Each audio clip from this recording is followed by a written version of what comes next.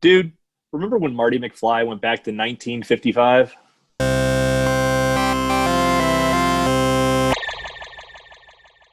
Hell yeah, dude. And he had to go back and find the power of Dude, it's classic. like the best movie song ever.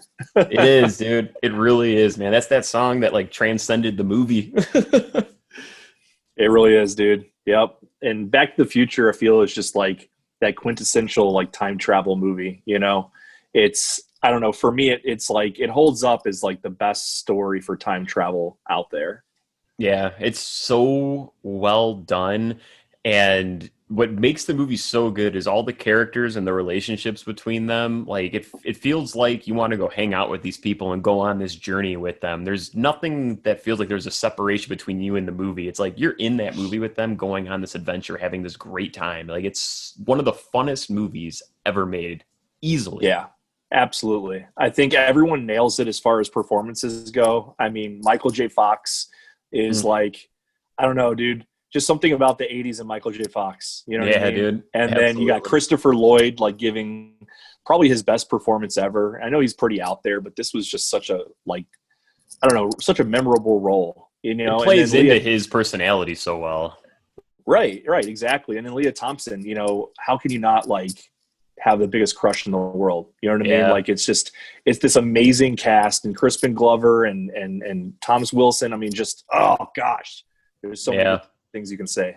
Dude, yeah, and one of the most interesting things about this movie to me too, every time I watch it, I think about it, is when they set up Doc and Marty in the beginning, and you only see them together for a short period. I know you get them through the movie, but as far as what's their established relationship, it's a Right. sliver. Everything that you see with Marty and Doc throughout this movie is a new friendship. Like Marty knows who he is, but this is 30 years before, and Doc has no idea who the hell this kid is, takes him up on his word, and you're Mhm. really seeing a new friendship build, although that chemistry is still really really prominent there, which is such an awesome thing to think about with this film. Yeah, totally. And I think they do such a good job with the character dynamics. I mean, just the friendship between Doc and Marty, and then also just that high school, drama and the high school relationships. It just reminds me of girl. He wants the girl, but then you got the nerd who wants the high school sweetheart. Like it's just this whole beautiful story that I think it sums up everybody's life growing up. You know what I mean? Totally, dude. It's like the total comeback story, man, because it's like when he Yeah. gets thrown into this situation and sees his parents, dude, and just the different dynamics of each of his parents, how they were growing up, and he gets tossed into this and he's recognizing all this stuff in his town, from before, and it ties into what they set up in the beginning of the movie, and it's, you got this whole back and forth thing going on. It's such a I don't even know how to describe how unique the movie is, dude, because it's such a timeless film at this point. But everything that they do in this is just it's coming of age, it's adventure, it's excitement, it's drama, it's love. I mean, it captures so much. Yeah, I think it's and I think part of that is just the folks who made it. I mean, you got Robert Zemeckis, who's a phenomenal director, and then you got Spielberg. I mean, Right. this is Spielberg. This movie is Spielberg. You know what I mean? Like, and Yeah. that's what he does. He makes those films. I mean, look at everything he's done between Jaws, E.T. Like, this is just one of those movies that I think he perfectly captivates like middle America, growing up in a small town, and just trying to find where you are. You know what I mean Right. in the world, right? Michael J. Fox is having to go from 1985 back to 1955 and still do all of this growing up while he's trying to get his parents back together, or his parents to meet each other. You know what I mean? It's Right. just such a cool story. Yeah, you got and exactly with him, you got that whole fish out of water concept in this too, where it's just like re-navigating yourself. You're completely out of time, as they say.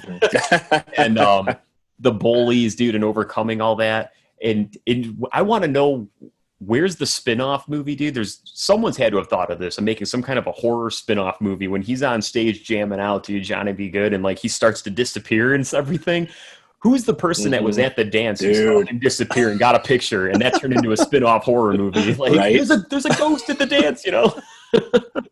Dude, Chuck Berry's just like, oh my god, Right? or no, Marvin Berry. Shit, Mark. Yeah, dude. Marvin Berry, dude. Yeah, dude. God, and that's what's even cooler about this film is like all the little Easter eggs, all the little subtle things that just bring that nostalgia to it. Oh, Like dude. Marvin Berry, calling, Chuck to be like, hey, check out this new sound. And it's Yeah. like, yeah, Chuck Berry's the one who wrote Johnny Be Good. So like, did he get it from Marty? You know what I mean? Like, Right. and all these just other little things that they put in there. It's just so amazing how they're able to work that in. Right, dude. Like, where's that tale of the person who's like, wait a minute, I was at the dance and he played this damn song, dude, and then it became the biggest hit in the world, I would love to see a fan film, like maybe like an interview of like an old Chuck Berry talking about how he came up with the move or the song, and he's reminiscing about his cousin calling him over the phone playing some random rock and roll song. Oh, like, dude, it could be cool. such a cool like fan film. You know what I mean? Absolutely, oh man. Shit. Well, you know what? Yeah, this movie is, I guess, in my top 5 forever. Like, this will never ever be beaten, I don't think. It's solid, man. And it's so cool too, because the doc who has to re-navigate and basically create this technology that he doesn't figure out for 30 more years, but this guy comes back and they need to figure out a new way to do this by utilizing the clock tower, dude, and the lightning strike and all this that he has to MacGyver, dude. Like, he's the true doc, man. And like, when that DeLorean takes off and the fire burns up, dude, and those roads are just it's, dude, one of the most epic tear-jerking scenes, dude, ever. Roads? Did you say roads? Roads? Where we're going, we don't need roads.